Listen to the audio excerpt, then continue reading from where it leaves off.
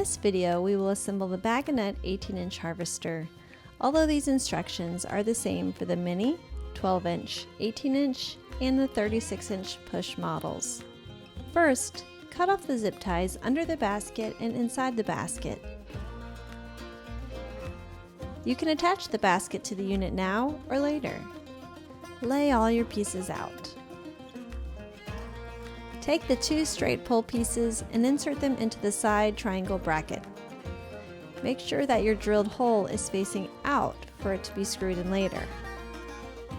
Now take the top part of the handle, making sure the sticker is facing up. Insert that piece over the 2 straight pulls. Now it's time to open up that hardware bag. Grab the 2 long bolts and the 2 nuts. Insert the bolt through the top of the handle and hand tighten with the nut. Use the 7/16 wrench to tighten firmly.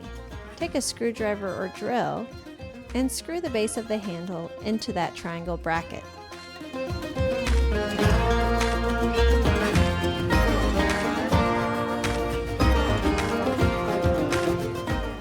Congratulations! You're now ready to use your BagANut or ammo up.